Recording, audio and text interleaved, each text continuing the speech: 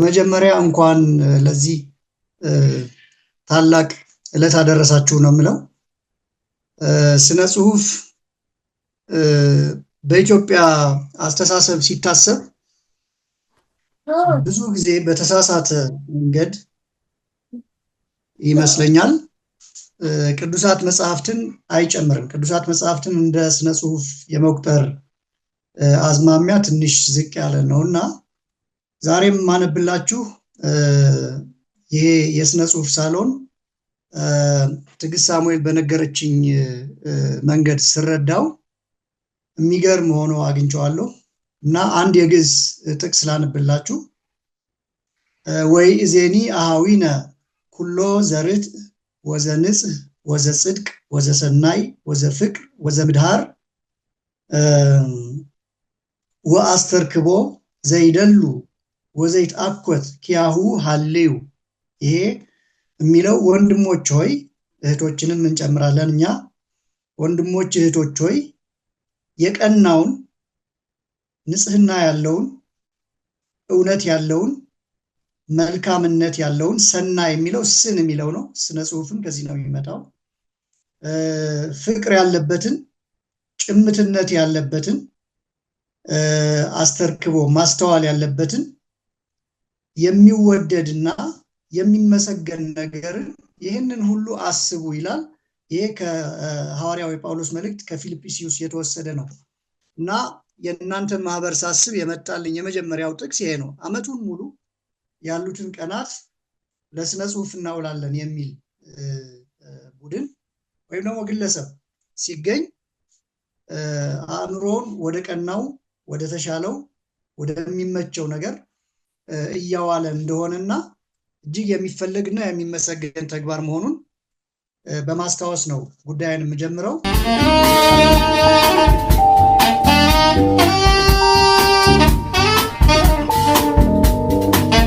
ስነ ጽሁፍ ከቦታ እስከ አሉታ በሚል ነው የኔ ርዕስ። በጣም አጭር ነው የምናገረው፣ ግን ቦ የሚለው ቃል ከዚህ በፊትም በወመዘክር ቦታ አንድምታ በሚል ርዕስ የሰጠሁት አንድ ንግግር ነበርና ቦ ማለት አለ ማለት ነው እና ቦታ ስንል አለታ ማለት ነው፣ ያለ ነገር መሆን እንደማለት ነው። ቦ ብቻውን እንዳይሆን ቦታ ብለነዋል። ቦታን ስፍራን ብቻ ሳይሆን የሚወክለው ሀልዎን ነው፣ ህላዌን ነው የሚወክለው። ስለዚህ ስነ ጽሁፍ ከህላዌ እስከ አሉታ አለመኖርስ የስነ ጽሁፍ አካል ሊሆን ይችላል ወይ በሚል አጭር ንግግር ለማድረግ ነው የማስበው። ስለዚህ ሀሳብ፣ ጽሁፍ፣ ንባብ ከየት ነው የሚመጣው ለሚለው ጥያቄ መነሻው ቦ ነው እላለሁ። መነሻው ቦ ነው ማለት ያለ ነገር ነው። የምንጽፈው ያለ ነገር ነው። ያለ ነገር ስለሆነ ነው አንባቢው ሊጋራው፣ ሊጠቅሰው፣ ሊዘግንበት ወይም ሊጨምርበት የሚችል። ስለዚህ ምን ልንል እንችላለን በዚህ አጭር ንግግር? ሀሳብ ስር ነው ልንል እንችላለን። ስለዚህ ስር ከሆነ እንዲያቆጠቁጥ የሚያደርገው ጸሐፊ በመጨመር ነው እንጂ እምሃበ አልቦ ከሌለበት ነገር በመጀመር አይደለም። ዘር ነውም ካል ዘር ጥቂት ናቸው በተፈጥሯቸው። እነሱን ሰፋ ወዳለ አውድ በመውሰድ በመዝራት የሚገባውን የሚመቸውን ምግብ በመስጠት እንዲበዛ አንዷ በርካታ ሆና እንድትገለጥ ማድረግ ማብቀል ማለት ነው። ስለዚህ ስነ ጽሁፍ ምንድን ነው? እንዴት ነው የሚሰራው? ጽሁፍ በተለይ የመጽሐፍ ስራ ምንድን ነው ካል መቀጠል ነው። መቀጠል የሚለው ቃል ቀጠለ፣ ቅጠል አወጣ ነገር ነው ስሩ የሚመስለኝ እና ቅጠል እንዲያወጣ፣ ቅጠል ደግሞ ካለ ያው ልምላሜ ፍሬን ይወልዳል። ከዛ ወደ ፍሬ እንዲበቃ ማድረግ ማለት ነው። ስለዚህ ደራሲው ልምላሜውን ይሰጠናል። ፍሬ ላይ የሚበቃው መጽሐፍቱን ስናነባቸው፣ እኛም ደግሞ ከነሱ ጋር ስንገናዘብ በሀሳብ ስንለዋወጥ ነው የሚል ነው። አንድ ምሳሌ መስጠት ፈልጋለሁ። የመጀመሪያው ምሳሌ ከአዳም ረታ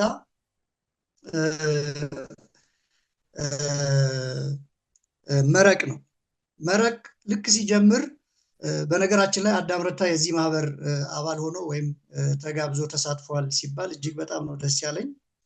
አንድ ምኞት አለኝ። አዳም ረታ የኢትዮጵያ ስነ ጽሁፍ አንድ ምዕራፍ ነው ብዬ ነው ማስበው።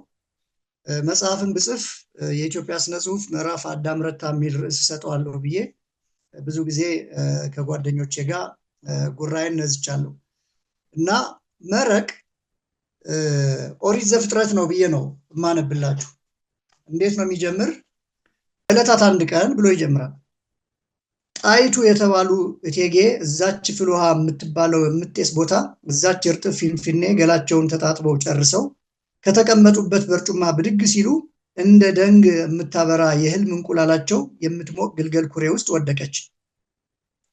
ከዛም ወደ ተሰራላቸው ማረፊያ ጎጆ አቀበቱን ሲያዘግሙ ስሟ የተጠራ ከተማ የመቆርቆር ምኞታቸው በሚያልፉበት ጎዳና ላይ ከአንደበታቸውና ከረጠበ ጉንጉናቸው ተንጠባጠበ። ባለቤታቸው ንጉሠ ነገሥት ምኒልክን ጨምሮ ህዝቦች ያን ከፍል ውሃ ጉም እስከ ባዕታ ወይራዎች ድረስ የተዘራውን የእመቤታቸውን ምኞት አተኩረው እንደ ጥሬ ለቀሙ። ምንም እንኳ በንግርት ባላቸው እንጦጦ ላይ የታፈረ መንግስት እንዲያቆሙ ንግርት አለ ቢባልም ቅጠል በልቶ ከተነበየ ባህታዊና አውቃለሁ ባየ አምደ ጽዮን ዘመን ደብተራ ይልቅ ጎርጎራ ከተማ በጣና ዳር በመረጋጋት የሰለጠነ የንግስት ጣይቱ ድንቡሽ ገላ ትንቢቱን አሸነፈ። ብዙም ሳይቆይ ምኒልክ እንጦጦ ማርያም ግቢ ጉባኤ ጠርተው መኳንንቶቻቸውን እንዲህ አሉ። አዲስ አበባን እንካችሁ ተጠራርታችሁ ሙሏት አሉ። እንግዲህ ይህችን በጥሞና ካነበባችኋት ከዕለታት አንድ ቀን የሚለው በቀዳሚ ገብረ እግዚአብሔር ሰማይ ወምድረ ከሚለው በመጀመሪያ እግዚአብሔር ሰማይና ምድርን ፈጠረ የሚለውን ነው የሚያስታውሳችሁ። ከዕለታት አንድ ቀን።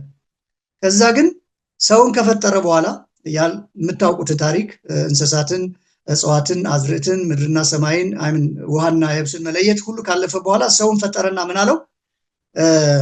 ብዙ ተባዙ ምድርንም ሙሏት ነው ያላቸው። እዚህ ንጉሠ ነገሥት ምኒልክ አዲስ አበባን እንካችሁ ተጠራርታችሁ ሙሏት አለ ነው የሚለው። ይሄ ጽሁፍ ከኦሪት ዘፍጥረት ጋር የሚናበብ ነው። ስለዚህ እምኀበ አልቦ የመጣ ሳይሆን አንድ ደራሲ ሲፈጥር ያነበበውን ያስተውላል። ያን ትንሽ ቀይሮ ሲያመጣው አዲስ የመፍጠር ያክል ነው፣ በተአምር ያክል ነው የሚያስደንቃችሁ። እና ያነበብኩላችሁን አንቀጽ ደግሞ ቀስ ብላችሁ ስታነቧት በጣም ብዙ የጽሁፍ ጥበብ ምንነትን የሚገልጡ ሀሳቦች አሉበት። ሌላ ሁለተኛ እንዲሁ ከአዳም የቡና ስነስርዓት ሌሎች ደራሲያንም ይተባበሩበታል። ይሄ ኢንተርቴክስቹዋሊቲ የሚለው የፈረንጆች ኮንሰፕት ትብብር ነው የሚባለው በኢትዮጵያ ስነ ጽሁፍ፣ በተለይ በቅዱሳት መጽሐፍ ትርጓሜ ቤት በዚህ ላይ መጽሐፍት ተባብረውበታል ነው የሚለው። ስለዚህ ኢንተርቴክስቹዋሊቲ የሚለው ትብብር እንደሆነ እግረ መንገዴን ለመጠቆም ነው። እና የቡና ስርዓትን ሲጠቅስ የእናቴ የቡና ስርዓት ዝነኛ ነበር። ቀይ ቀለም ያላቸው 12 ሲኒዎች አሏት። ረከቦቱ አልጋ ይመስላል። አባቴ ሲሰራው ትዝ ይለኛል። ቡና ሲጠራ የማይጠፉት ጎረቤቶቻችን እነዚህ ነበሩ። ጋሼ ሐሰን ምህረት የሐሰን ባለቤት፣ ጋሼ ደጋጎ መዘክር የደጋጎ ባለቤት፣ ጋሼ አሰፋ የውዳር የጋሼ አሰፋ ባለቤት፣ ጋሼ አለማየሁ፣ ጋሼ ኪሮስ፣ ጋሼ ሸገኔ አስተማሪው፣ ሳጅን ኃይሉ፣ አስጨናቂ፣ ዓለም ፀሐይ፣ ደበላ። በተለይ ቅዳሜ ከሰዓት ሁሉም ይሰበሰባሉ። ጥገን ይዤ ጡጦዬን መገምጋለሁ እያለ ገጸ ባህሪው ወይም ደግሞ ተራኪው ይነግረናል። እዚህ ላይ በጣም የሚገርመው ነገር አዳም ቀደምት ከሚባሉ ጸሐፊዎች ነው። የዘመናዊ ስነ ጽሁፍ እድሜ ኢትዮጵያ ውስጥ በጣም አጭር ነው። ስለዚህ ቀደምት ነው። እሱን ተከትለው ከወጡ በጣም ድንቅ ጸሐፊ ከምላቸው አንዱ ሙሉጌታ ነው ስሙ። የአባቱን ስም ዘንግቻለሁ፣ ይቅርታ። የመጽሐፉ ርዕስ ግን መሐረቤን ያያችሁ ነው ይላል። መሐረቤን ያያችሁ አዳምን መስሎ ነገር ግን የራሱን ላይ የራሱ ወዝ የራሱ ለዛ ያለው ጽሁፍ ያመነጨ ልጅ ነው። እና እዛ ውስጥ ምን የሚል አረፍተ ነገር አስታውሳለሁ። አሁን መጽሐፉን ፈልጌ ያላነብላችሁ። እናቱ ሰርካለም ትባላለች።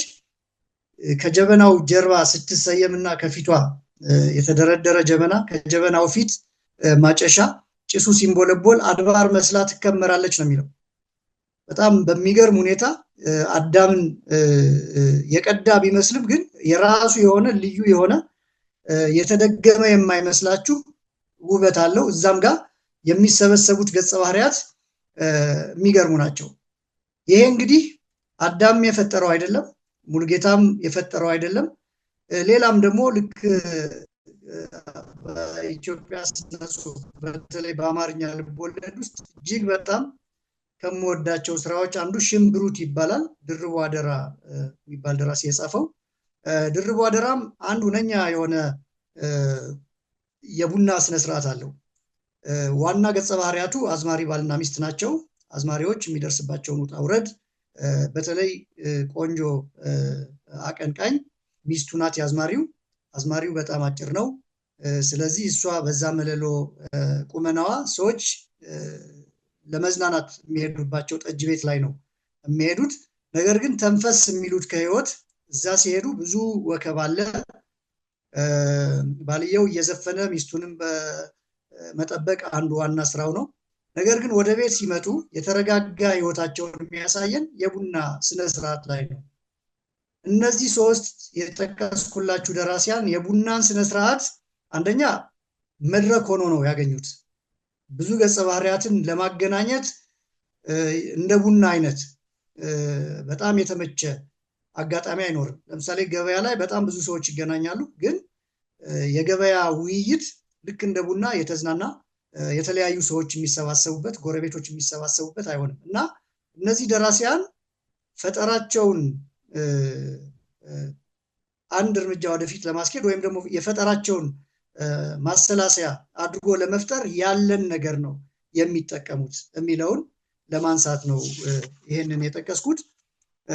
የጽሁፍ ምንጩ ስለዚህ የዚህ ጽሁፍ ምንጩ ፈጠራ፣ ፍጹም ፈጠራ እምሃበ አልቦ ከሌለ ነገር ሳይሆን ካለ ነገር ነው። ሀልዎ ነው ፈጠራው፣ ኑሮ ነው፣ ህይወት ነው። ይህንን መስተጋብር ደራሲ ይመለከተዋል፣ በጥቂት ያየዋል። ከዛ በኋላ ያየውን መጠነኛ ወይም ትንሽ ገጽ ማብዛት፣ የደረቀውን ደግሞ ማውዛት ነው ስራው ማለት ነው። በጣም ደረቅ የሚመስሉን ስነስርዓቶች በጥሩ ደራሲ እጅ ሲቀርቡ ጨርሶ እንደማናውቃቸው አይናችንን አፍጠን እንቅልፋችንን ተሟግተን ነው መጽሐፉን የምንቀጥለው። ስለዚህ በጽሁፍ በኑሮ በእውን ያለን ነገር ማጉላት አንዱ የጽሁፍ ምንጭ ነው እላለሁ። ስብሐት ገብረ እግዚአብሔር። ይሄ አሁን የነገርኳችሁ አዲስ ነገርም አይደለም። ስብሐት ገጸ ባህሪ ለመፍጠር የሚያስገድደን ሁኔታ ሁሉ የለም ይል ነበረ ይባላል። ገጸ ባህሪዎቹ ሰዎቹ አሁን አጠገባችን ያሉት በዙሪያችን ያሉት ሰዎች እኮ ራሳቸው ገጸ ባህሪ ናቸው። እነሱን ማጥናት ማየት በቂ ነው የሚል የጽሁፍ ፍልስፍና ነበረው። ሌላው አሁንም ወደ አዳም ልመለስና የተቀመጠን ቢጋር ራሱን ወደ ታሪክ መለወጥ ደግሞ በጣም አንዱ ያየነው ነው በአዳም ጽሁፍ። ከዚህ በፊት በዚህ ላይ አንድ ሙሉ ንግግር አድርጌያለሁ። እቴሜቴ ሎሚ ሽታ የሚለውን ካያችሁት ታሪኩን ያዋለደው በጠባቡ ከተቀመጠች 4-5 መስመር ግጥም ነው። እቴሜቴ ሎሚ ሽታ ያ ሰውዬ ምን አለሽ ማታ፣ ምንም አላለኝ፣ ትዳሩን ፈቶ ልውሰድሽ አለኝ ይልና ከዛ ከቤቴ በላይ ቁራ ሰፍሮ የሚል አለ። ያነበባችሁት ሰዎች እንደምታስታውሱት እቴሜቴ ሎሚ ሽታ በሚለው ርዕስ ውስጥ ሎሚ ሽታ የምትባል ገጸ ባህሪ እንተዋወቃለን። ያ ሰውዬ ምን አለሽ ማታ ከሆነ ሰውዬ ጋር በድንገት ትተዋወቅና ድብብቆሽ ይጀመራል። ምንም አላለኝ እያለች ትቆይና መጨረሻ ትዳሩን ፈቶ ልውሰድሽ አለኝ የሚለው ትልቅ እንደ ቋጥኝ የከበደ ሀቅ ዱብ ይላል። ከዛ በኋላ ቁራ ሰፍሮ የሚለውን አዳም በሚገርም ሁኔታ የጻፈውን ነገር ፊልምም ሆኗል እንዳያችሁት። እዛ ፊልም ላይ ገጸ ባህሪው በደንብ እንደ ቁራ የጠቆረ አድርገው ነው የመረጡት። ግሩም ሆኖ ነው የምታገኙት። ስለዚህ ይሄ የሚያሳየን ምንድን ነው? አዳም እንደ አንድ ነባርና የተካነ ጸሐፊ በሁሉም ዙሪያ ነው የሚፈልገው ታሪክን ለማዋለድ፣ ለመተረክ፣ ለመተቸት እና በደንብ አድርጎ ነገሮችን ለማብላላት እንዲችል ጥንታዊ ታሪክ፣ ትውፊት፣ የማህበረሰብ ኑሮ፣ ከዛ ደግሞ ጭራሽ አጫጭር ግጥሞች፣ እነዚህን ሁሉ ይፈልጋል። ስለዚህ ፍለጋውን ማየት መቻል አለብን። ፈጣሪ ብቻ ሳይሆን ያለን ነገር ወደ ሌላ ህልውና ከፍ ለማድረግ ነው የሚሰራው። ከዛ ይህንን ካልኩ ሁለተኛው አልቦ ከቦታ እስከ አሉታ ነው ያልኩት። አሉታ በደንብ ሊነበብ የሚችል ነገር እንደሆነ እንድታስቡት። ይወስዳል መንገድ ያመጣል መንገድ የሚለውን ከዚህ በፊት ከበርካታ ዓመታት በፊት ነው ያነበብኩት።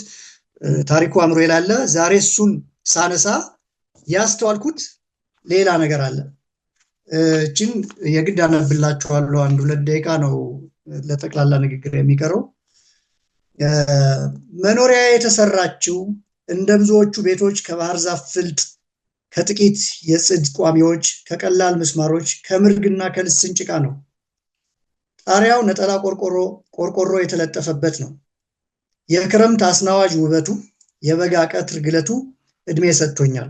ራቅ ብዬ ድንጋይ ወሩሬ እላዩ ላይ እያንኳኩ የሚዳሩ እርግቦችን ሰማህ፣ እነዚህ ቡላሎች እያንጓጉ ረበሹኝ፣ እስኪያባርልኝ ከተባልኩ በኋላ በዚያው የማባረር ሱስ አድሮብኝ በወፍ መበተን ምሳሌ ፍቅር ማፍረስ አስለምዶኛል፣ አለማምዶኛል።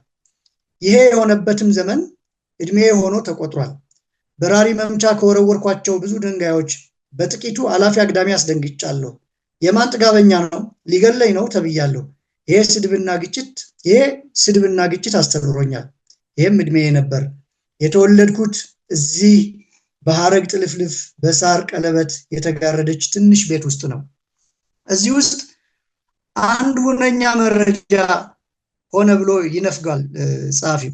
በነገራችን ላይ ሆነ ብሎ ሲባል አንዳንዴ ደራሲው ሆነ ብሎ ያልሰራው ነገር እጅግ በጣም ሆነ ብሎ ሊመስል ወደሚችል ትርጉም ያደርሰናል። ያ ማለት የትርጉም ድረታ ሳይሆን መባል ያለበት ጽሁፉ የራሱ ህይወት አለው። ይሄ ብዙ ጊዜ ተናግረውታል ቀደምት የስነ ጽሁፍና የንባብ ተመራማሪዎች። የራሱ ህይወት ስላለው አንዴ ከእጁ ከወጣ በኋላ ደራሲው ሊያብራራው ወይም ደግሞ ከዚህ እስከዚህ ብቻ ነው ትርጓሜው ብሎ ሊገድበው አይችልም። ስለዚህ ምን ልንል እንችላለን? እኛም ጽሁፉ ሰጠኝ ብለንም ባናነበው እንኳ በዚህ ጽሁፍ ምክንያት እንዲህ ያለ ሌላ ደግሞ ሐሳብ መጣልኝ ልንል እንችላለን። ነገር ግን እኔ ይሄ ጽሁፍ የሚሰጠን አንዱ በጣም መሰረታዊ የሞራል ጥያቄዎች ሰጥቶናል። አባራሪ ነው፣ አፍራሽ ነው ይሄ ግለሰብ። ስለዚህ ይሄ ነገር ግለሰብ ሆኖ ከሚቀር አንድ ገጸ ባህሪ እገሌ የተባለ ሆኖ ከሚቀር እኔም ልሆን እችላለሁ፣ አንተም ልትሆን ትችላለህ፣ አንቺም ልትሆን ትችላለሽ። ይሄንን እድል ይሄንን ሰፊ እቅድ እንዲያሟላ ይሄንን እድል እንዲሰጥ ደራሲው ሆነ ብሎ ቦታ ነፈገን። አፍን ካነበባችሁ መቼት አለው፣ ታቦት ማደሪያ ነው። መረቅን አሁን ያነበብኩላችሁ ይኸው ፊንፊኔ ወይም አዲስ አበባ የመጀመሪያ የተጠቀሰ መቼቱ ነው። ፊንፊኔ ብሎ ራሱ የፍልውሃን ስፍራ ለመጥቀስ የተጠቀመበት ስለሆነ ሌሎቹም ጽሁፎቹ ለምሳሌ ግራጫ ቃጭሎች ዋናው ገጸ ባህሪ ከጎንደር እንደመጣ እናውቃለን። እንደዚህ አይነት ይሄ ግን ሆን ተብሎ በሚመስል መንገድ ደራሲው ቦታ ይነፍገናል። ቦታ ስለነፈገን እነዚህ ሁነኛ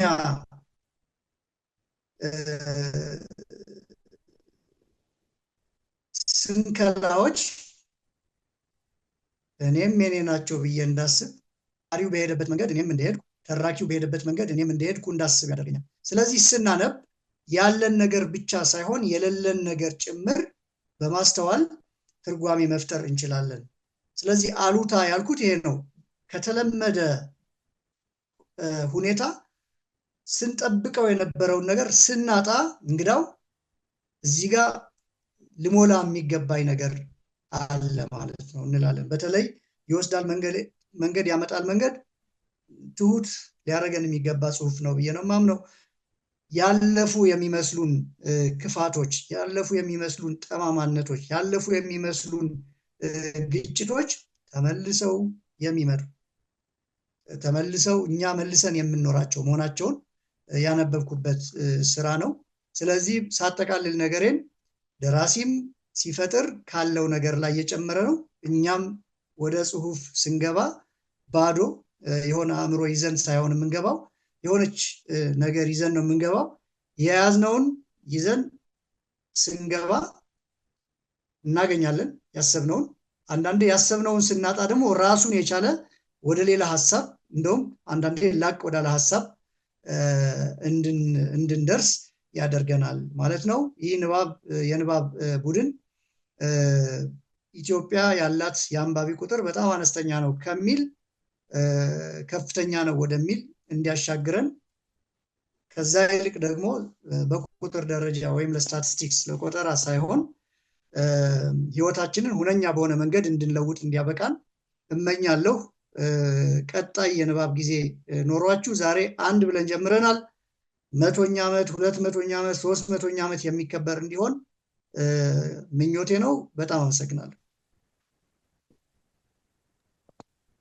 በጣም ነው እናመሰግነው ይኩኖ። በጣም ረቂቅ ፕሬዘንቴሽን ነው ያቀረብክልን። እግዚአብሔር ያክብርልን። አይ ሆፕ በበዓል ላይ ሳይሆን በመደበኛው የስነ ጽሁፍ ሳሎን ዝግጅታችን ላይም ተገኝተህ ዛሬ ጀመርከውን ሌላም ነገር እንደምትጋብዘን ተስፋ እናደርጋለን። እንግዲህ ይኩኖን ቀደም ሲል ዘግይታችሁ ለመጣችሁ ይኩኖ አምላክ መዝገቡ የቀድሞ የኢትዮጵያ ቤተመዛግብትና ቤተመጻሕፍት ድርጅት ወይም ወመዘክር ዳይሬክተር፣ አሁን ደግሞ የአዲስ አበባ ዩኒቨርሲቲ ፕሬስ ዳይሬክተር ነው። አንባቢ ነው፣ ተርጓሚ ነው፣ የግዕዝ ቋንቋ ጠቢብ ነው። በትውፊት እና በትራዲሽናል በሆነው የኢትዮጵያ እውቀት ጥበብ የበለጸገ ነው። ዘመናዊውንም እንደዚሁ ያመሰጥራል። እንደሰማችሁት ነው እንዴት አድርጎ ህይወታችንን ከስነ ጽሁፍ ስራችን ጋር እንዳሰናሰለልን እጅግ አድርገን ነው የምናመሰግነው።